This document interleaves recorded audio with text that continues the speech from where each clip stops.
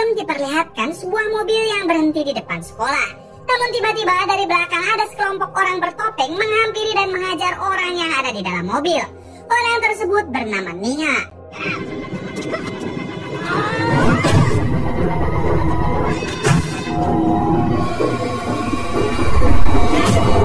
Ia pun harus dirawat di rumah sakit karena mengalami benturan keras di kepalanya.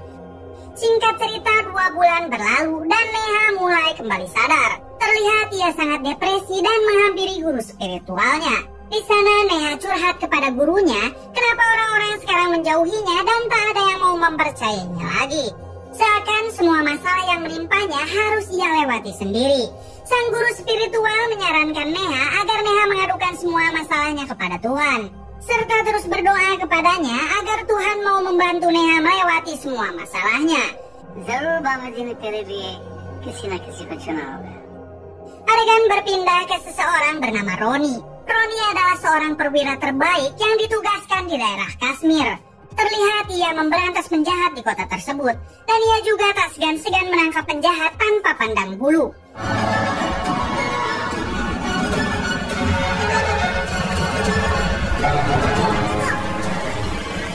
Suatu hari ia mendapat pesan dari mantan pacarnya kalau si mantan sekarang sedang mendapat sebuah masalah dan ia meminta tolong kepada Roni untuk membantunya. Setelah mengetahui hal tersebut, Roni meminta izin atasannya untuk mengambil cuti selama 7 hari. Mengingat Roni juga tak pernah mengambil cuti selama 4 tahun terakhir. Saat Roni dalam perjalanan, ia mengingat 4 tahun sebelumnya saat ia duduk di bangku sekolah. Ternyata waktu itu ia menyukai seorang perempuan bernama Neha. Namun karena kelakuan Roni yang tengil di depan ayah Neha, si ayah menyuruh Neha untuk menjauhi Roni. Ternyata Neha tak pernah memperdulikan perkataan ayahnya itu dan tetap menjalin hubungan dengan Roni. Setiap pulang kuliah ia selalu menghabiskan waktu bersama. Suatu hari Roni berjanji kepada Neha, apapun masalah Neha yang dihadapi suatu hari nanti, Roni akan membantu Neha bagaimanapun caranya. Roni dan Neha sempat menikah tanpa sepengetahuan sang ayah, hingga ayahnya mengetahui hal itu dan ia sangat tidak merestui hal tersebut. Adegan kembali ke masa kini. Roni datang ke sebuah kafe untuk menemui mantannya yaitu Neha. Ternyata mereka sudah 4 tahun tidak pernah bertemu lagi. Di sana Neha mengatakan kalau sekarang Neha sudah punya anak dan suami. Lalu Neha bercerita suatu hari ia sedang mengantarkan anaknya ke sekolah. Ia didatangi 2 orang pria bertopeng yang menghajar Neha lalu mencuri anaknya yang bernama Ria. Dan sekarang Neha meminta tolong kepada Roni untuk menyelamatkan Ria anaknya. Karena cuma Roni satu-satunya harapan Neha untuk menemukan kembali anaknya. Dan Neha juga menagih janji Roni yang dulu akan membantu kapanpun Neha membutuhkan. Diketahui ayah Neha juga sekarang sudah meninggal. Please help me. I need your help. Setelah itu Roni pulang untuk menginap di sebuah hotel. Ia sangat bimbang tentang hatinya. Di satu sisi Roni kecewa terhadap Neha yang kini telah menikah dengan orang lain. Di sisi lain Roni juga tidak akan ingkar dengan janjinya untuk membantu Neha apapun masalah Neha. Esok harinya Roni yang membutuhkan kendaraan, ia datang ke sebuah showroom untuk membeli mobil. Pemilik showroom tersebut bernama Usman dan mereka pun berkenalan. Usman sangat menghormati dan mengagumi Roni karena Roni seorang tentara. Karena Usman berpikir seorang tentara adalah seseorang yang mulia yang mau menghabiskan hidupnya untuk menjaga negara. Singkat cerita, Neha dan Roni bertemu kembali. Neha menaruh harapan kepada Roni untuk bisa menemukan anaknya kembali. Neha mengatakan kalau ia juga sudah melapor polisi, namun para polisi itu sudah 2 bulan belum juga menemukan petunjuk apapun tentang Ria anaknya. Sementara suami Neha yang bernama Sekhar, ia sudah sangat pusing karena Neha terus saja menanyakan anaknya. Roni yang penasaran, ia meminta Neha untuk kembali datang ke kantor polisi. Di sana mereka bertemu dengan inspektur polisi bernama Separ. Neha bertanya kepada Separ bagaimana kasus kelanjutan penculikan anaknya. Namun Separ mengatakan kalau polisi akan menutup kasusnya karena sudah 2 bulan ini polisi tak menemukan petunjuk apapun. Separ menyarankan Neha untuk mengikhlaskan saja anaknya dan membuat anak baru sambil menggoda Neha. Roni yang melihat itu tentu tak terima dan menghajar Separ serta para polisi yang ada di sana.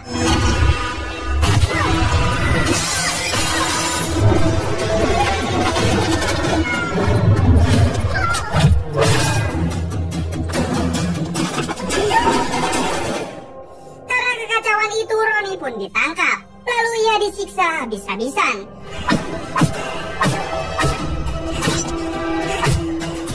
Sementara Neha disuruh untuk pulang karena Roni akan ditahan beberapa hari. Namun para polisi yang melihat identitas Roni sebagai seorang perwira, mereka pun langsung menghentikan penyiksaannya. Namun pada saat itu datang juga seorang komisaris polisi bernama DIG. DIG yang mengetahui kekacauan itu, ia bertemu dengan Roni. Di sana DIG menasihati Roni agar Roni lebih menghargai polisi walaupun Roni seorang perwira. DIG mengingatkan kalau polisi dan tentara harus sama-sama menjaga kedaulatan negara serta saling menghormati. Kemudian Roni pun dibebaskan. इसका कोई इलाज ही नहीं हो जाता सर। अब भाई साहब आप कौन हैं? भगवान। वो अपनी ड्यूटी भूल जाता। Esok harinya terlihat Roni dan Usman si pemilik showroom, ia mendatangi tempat sekolah Ria. Di sana Roni bertemu dengan kepala sekolah untuk menanyakan apa yang diketahui tentang menghilangnya Ria. Anehnya si kepala sekolah mengatakan kalau pihak sekolah tak pernah mempunyai murid bernama Ria, serta tidak pernah ada kejadian penculikan di area sekolahnya. Ketika Roni keluar, ia melihat di depan sekolah itu ada sebuah gedung properti. Roni meminta si pemilik gedung untuk melihat CCTV karena 2 bulan lalu ada kejadian penculikan. Si pemilik gedung tak memperdulikannya karena Roni bukanlah seorang polisi. Setelah itu Roni menemui Neha. Ia bercerita kalau pihak sekolah tak mengenal nama Ria dan tidak ada kejadian penculikan di area sekolahnya. Neha menjawab pihak sekolah sengaja mengatakan itu karena mereka tidak ingin sekolahnya tercemar atas kejadian anaknya yang hilang. Lalu Roni meminta foto Ria untuk memudahkan pencarian. Dan Roni juga ingin bertemu dengan Sekhar suami Neha. Namun di sini Neha mengatakan ia tak mempunyai foto Ria di rumah. Neha juga mengatakan semenjak kejadian penculikan itu, suaminya jarang pulang dengan alasan bisnis di luar kota. Tiba-tiba mereka kedatangan adik ipar Neha. Neha langsung menyuruh Roni untuk bersembunyi. Adik iparnya bernama Suni. Diketahui Suni adalah seorang pecandu. Dan ia datang ke sana tak lain untuk mengawasi Neha atas perintah kakaknya yaitu Sekhar. Malam harinya saat Roni hendak ke hotel, Roni tak sengaja bertemu dengan teman-temannya waktu berkuliah dulu. Ia pun langsung diajak berpesta yang kebetulan pada waktu itu salah satu teman Roni sedang mengadakan pesta nikahan. Di acara tersebut tak sengaja Roni bertabrakan dengan seorang bernama Anantiagi. Saat melihat identitas Anantiagi yang jatuh, ternyata Anantiagi adalah seorang polisi dan Roni berniat memanfaatkan kartu identitasnya. Esok harinya Roni mendatangi gedung properti yang berada tepat di sekolah Ria. Ia datang ke sana dengan menyamar sebagai polisi Anantiagi dan meminta satpam itu menunjukkan CCTV kepadanya. Akhirnya satpam gedung tersebut mempersilahkan Roni untuk mengecek CCTV di sana. Lalu Roni mengecek CCTV pada tanggal 7 Februari yaitu di hari di mana Ria diculik. Anehnya di hari itu ada rekaman yang sudah menghilang yaitu pada jam 8 sampai jam 9. Satpam itu menjelaskan kalau pada saat itu para satpam dipersilahkan untuk pulang lebih awal. Saat Roni mengecek sehari sebelum kejadian, Roni melihat di CCTV kalau adik ipar Ria yaitu Suni datang ke tempat tersebut. Ia curiga kalau Suni terlibat dalam penculikan Ria. Lalu Roni memberikan uang cukup banyak ke satpam tersebut untuk segera menemukan penggalan rekaman yang hilang. Di sisi lain di kantor polisi, mereka kedatangan ACP baru bernama Jono yang baru dipindah tugaskan ke kota tersebut. Tampilan Jono terlihat berbeda dengan polisi lainnya. Namun diketahui kalau Jono adalah seorang polisi bengis yang berhasil menumpas kejahatan di wilayahnya dulu bertugas. Lalu ia dipanggil oleh DIG selaku atasan Jono yang baru. Di sana DIG menyambut kedatangan Jono dan meminta Jono terus memberantas kejahatan. एक सेल्फी हो जाए ये यादगार बनाने के लिए खुद की ले रहे हो थोड़ा ऐसे करते हैं। Kembali ke Roni, terlihat ia sedang membuntuti Suni dan anak buahnya. Roni sangat kaget ketika Usman si pemilik showroom ada di sana. Terlihat Usman memberikan sekantong narkoboy kepada anak buah Suni. Lalu ketika Roni berusaha mengikutinya, tiba-tiba ia ditodong senjata oleh anak buah Suni. Hingga terjadi perkelahian. Setelah berhasil menumbangkan mereka, Roni bertanya di mana Ria. Namun mereka mengatakan kalau mereka tidak tahu menahu tentang Ria. Lalu Roni menemui Usman di showroomnya. Kali ini Roni sudah tahu keterlibatan Usman dengan Suni. Roni bertanya siapa sebenarnya Suni. Usman menjawab kalau Suni adalah orang yang besar yang seharusnya Roni jauhi. Lalu Roni bercerita kalau dirinya sedang mencari seorang anak perempuan bernama Ria yang dicurigai diculik oleh Suni dan Ria sendiri adalah keponakan Suni sendiri. Usman mengatakan selama ini ia tidak pernah mendengar kalau Suni telah menyandra atau menculik seorang anak kecil. Apalagi itu adalah keponakannya sendiri. Kupi tante. नहीं बताता मैं. अरे तू धूप को मारेगा उधर भी जाएगा. फिकर हो रही है. Ketika Roni hendak masuk ke hotelnya, ia kedatangan Anantiagi dan meminta kembali kartu identitasnya. Anantiagi menjelaskan kalau ia adalah seorang polisi dari Mumbai yang sengaja berlibur di kota ini sekaligus menghadiri pernikahan saudaranya. तभी नहीं खुल रहा था. क्या बात है? मजा आएगा जब बैठेंगे तो भर्ती वाले साथ में. Lalu esok harinya, semua orang dikejutkan dengan tersebarnya surat kabar yang memberitakan tentang hilangnya Ria. Ternyata hal tersebut dilakukan oleh Roni dengan mengatasnamakan polisi Anantiagi. Berita tersebut terdengar juga oleh suami Neha yaitu Sekhar. Di suatu kesempatan, Sekhar bertemu dengan Anantiagi, yang padahal orang yang ditemuinya adalah Roni. Roni berpura-pura menjadi Anantiagi. Di sana Roni bercerita kalau ia tak sengaja bertemu dengan Neha di kafe. Lalu Neha mengatakan kalau putrinya telah diculik dan ia hanya mencoba untuk membantu Neha. Di sini Sekhar membenarkan pada saat itu Neha mengalami perampokan dan ia mengalami koma 10 hari karena kepalanya mengalami benturan. Bahkan Neha yang pada saat itu sedang mengandung ia keguguran. Lalu dokter mendiagnosis kalau Neha mengalami PTSD, yaitu stres pasca trauma. Dan semenjak itu Neha selalu bertanya kepada semua orang di mana anaknya yang bernama Ria. Bahkan Neha juga sempat melapor polisi, yang padahal mereka belum mempunyai anak. Neha juga kerap kali menanyakan di mana foto Ria, dan semua itu terjadi akibat penyakit stres pasca trauma yang dialami oleh Neha. Di sini Roni tampak shock dan bingung atas semua pernyataan dari suami Neha. Ia merasa kecewa karena selama ini ia sudah habis-habisan membantu Neha. PTSD. Ketika hendak pulang, Roni dihubungi oleh satpam gedung properti kalau potongan rekaman yang hilang sudah ditemukan. Roni yang penasaran langsung bergegas ke sana untuk memastikan kalau Ria itu memang ada atau hayalan Neha saja. Saat mengeceknya, memang benar pada saat itu Neha dirampok, namun tak terdapat anak kecil di kejadian tersebut. Roni pun langsung bergegas untuk menemui Neha. Di sana Roni mengatakan kalau Neha mengalami stres pasca trauma, serta Neha dan Sekhar tidak sama sekali memiliki anak perempuan. Bahkan Roni juga melihat CCTV yang memperlihatkan Neha sedang dirampok dan di sana tidak ada anak perempuan. Neha menjawab kalau ia benar-benar mempunyai anak perempuan dan Sekhar memang sudah tidak peduli dengannya. Serta pada kejadian itu Neha mengaku kalau Ria anaknya bersembunyi di jok belakang. Roni kecewa kepada Neha dan membanting kunci mobilnya dan menganggap semua omongan Neha bohong. Saat hendak meninggalkan Neha dan mengambil kunci mobilnya, Roni melihat mengukur tinggi badan anak kecil yang artinya Ria itu memang ada. Saat hendak menghampiri Neha kembali, ternyata Neha melompat dari lantai untuk bunuh diri. Neha kecewa karena semua orang tidak ada yang percaya dan peduli dengannya, termasuk Roni.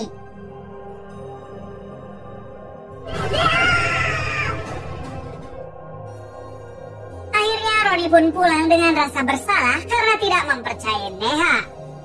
Esok harinya Jono datang ke rumah Sekhar untuk meminta keterangan tentang kematian istrinya yaitu Neha. Sekhar mengaku kalau pada saat kejadian ia tidak ada di rumah dan sedang berada di luar kota. Bosco, yes sir. Hello Jude. Hingga Jono mendapat petunjuk dari HP Neha kalau terakhir kali Neha berkomunikasi dengan Roni. Lalu Separ juga mengatakan kepada Jono kalau Roni juga pernah datang ke kantor polisi dengan Neha dan membuat kekacauan dengan menghajar para polisi. Hingga Jono mencurigai kalau Roni telah membunuh Neha. Di sisi lain di hotel Roni, ia kedatangan Usman si pemilik showroom. Di sana Usman menyesal karena dulu tak memberitahu kalau Ria itu memang ada. Dan jika Usman waktu itu memberitahu, mungkin Neha masih hidup. Usman sempat melihat anak buah Suni sedang menyandranya.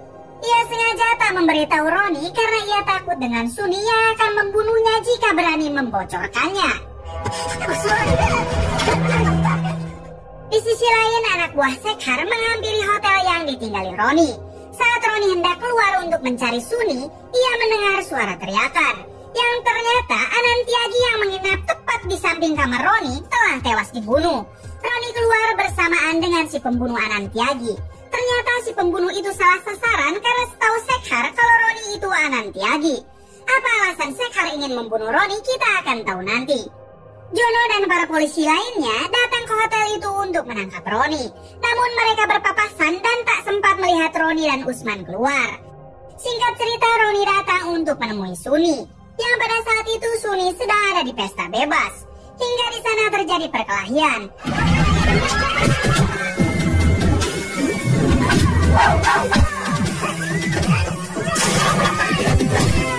Ketika Roni melihat Suni kabur, ia berusaha untuk mengejarnya.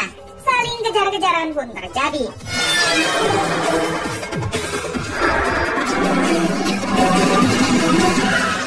Hingga para pengendara di sana mengalami banyak tabrakan. Jono yang mendapat kabar tentang kekacauan itu, ia langsung datang dengan anak buahnya, lalu menangkap Roni dan Suni.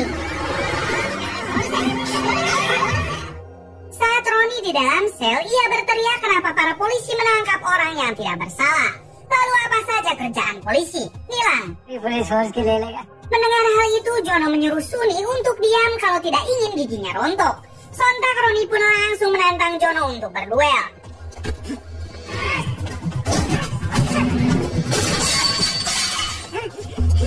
Saat mereka berduel, DIG datang dan menghentikan mereka. Lalu Roni mengatakan kalau dalam penculikan itu adalah Suni dan Roni mempunyai buktinya. Singkat cerita, mereka dipertemukan dengan Usman. Usman mengatakan kalau dalam penculikan itu adalah Suni dan ia melihatnya langsung. Dan Usman akan menjadi saksi di pengadilan nanti dengan semua risiko yang akan ia terima. Lalu DIG mendatangi sel Suni dan menginterogasinya. Namun karena Suni terus menjelekkan kepolisian, Jono tak terima dan langsung menodongkan pistol ke arah Suni. DIG berusaha menenangkan mereka. Namun ternyata Suni mengambil pistol DIG dan menodongkannya, hingga mengharuskan DIG menembak mati Suni karena sudah sangat membahayakan. Di sini Roni kecewa karena hanya Suni yang dapat menuntun dirinya untuk menemukan Ria. Lalu di suatu kesempatan, DIG menasehati Roni untuk tetap bersabar dari semua masalah yang menghampirinya. Di sini DIG paham betul perasaan Roni, mengingat ia juga pernah mengalami hal yang sama, yaitu istri dan anaknya DIG yang masih kecil harus tewas dalam suatu kecelakaan. Lalu DIG mendapatkan telepon, hingga ia mengatakan kepada si penelpon kalau ia telah mengirim fotonya. Di sisi lain, di showroom milik Usman, Usman didatangi pembunuh bayaran yang dikirim oleh Sekhar. Ia dihajar habis-habisan. Sementara Roni meminta bantuan kepada DIG untuk segera memecahkan kasus penculikan ini, dan Roni juga curiga kalau Sekhar terlibat dalam kasus ini. DIG mengatakan ia tidak bisa menangkap seseorang tanpa bukti, apalagi tuduhan itu mengarah ke ayah Ria sendiri. Setelah itu Roni menghampiri showroom milik Usman dan terkejut melihat Usman yang sedang terkapar. Saat hendak menolong Usman, Roni diserang oleh anak buah Sekhar.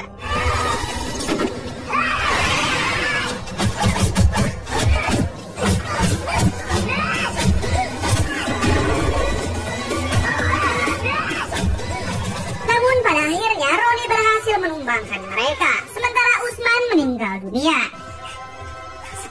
Lalu tak sengaja Roni menemukan ponsel milik anak buah Sekhar. Saat dicek, ternyata DIG terlibat atas kasus penculikan itu. Si pembunuh bayaran itu yang masih sekarat mengatakan kalau sekarang DIG sudah pulang ke rumahnya. Dan rumah DIG ada di tengah hutan. Namun Roni tidak akan sanggup ke sana mengingat rumahnya dijaga oleh puluhan tentara bayaran.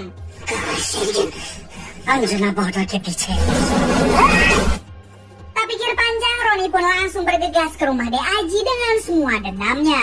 Ia sempat dihadang beberapa penjaga termasuk Separ. Namun Roni berhasil lolos dan membanting Separ hingga tewas.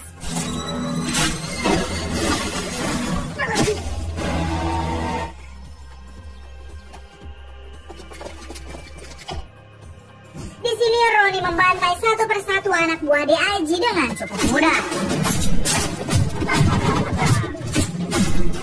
Di sisi lain ternyata Jono dengan para para polisinya akan ikut terjun ke sana untuk memburu Roni. Lalu kolonel, yaitu atasan Roni, datang dan mengatakan biarkan Roni menyelesaikan urusannya. Karena ternyata di sini atasan Roni takut kalau tim kepolisian Jono akan dibantai Roni.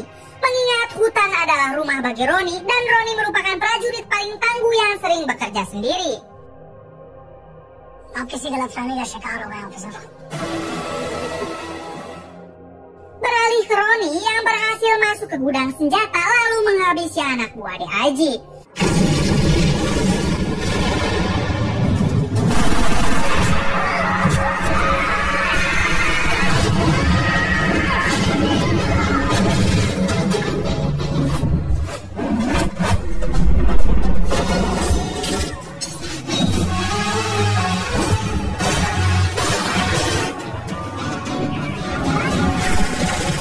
Meskipun dijaga banyak orang, Roni berhasil menumbangkan mereka. Karena mulai kewalahan, DIG memerintahkan untuk mengeluarkan helikopter tempur.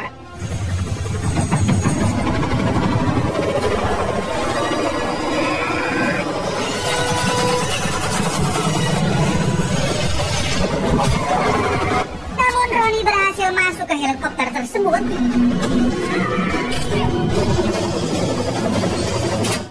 Singkat cerita, Roni sudah berhasil masuk ke rumah DIG, lalu membantai para penjaga di sana.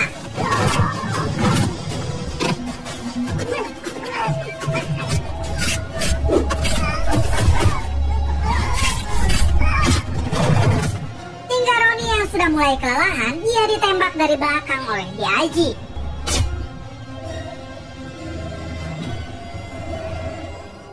Lalu Roni yang sudah tidak berdaya, DIG mulai menceritakan semuanya. Kalau ia adalah seorang gembong yang bersembunyi di balik seragam kepolisian karena gaji di kepolisian tak cukup untuk menghidupi dirinya.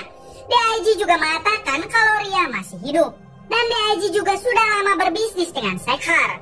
Jadi ketika DIG sedang mendatangi markas Shekhar yang dijaga oleh Suni adiknya, ia mendengar suara teriakan anak kecil. Ternyata di sana ada Ria yang hendak dibunuh atas perintah ayahnya sendiri. DIG sempat menyelamatkan Ria, mengingat kalau Shekhar adalah pemilik perusahaan pengiriman terbesar di sana. Lalu ia menjalin kesepakatan dengan Shekhar, yaitu DIG tidak akan membongkar percobaan pembunuhan Ria, sementara Shekhar harus memuluskan pengiriman narkoboy miliknya keluar perbatasan. Untuk memuluskan kesepakatan itu, Shekhar menyogok dokter untuk membuat surat keterangan kalau Neha gila. Lalu Shekhar juga telah membakar semua kenangan dan foto miliknya, serta membayar pihak sekolah untuk tutup mulut tentang kejadian penculikan itu. Mendengar kekejaman mereka semua, Roni langsung mencekik dan menghajar DIG.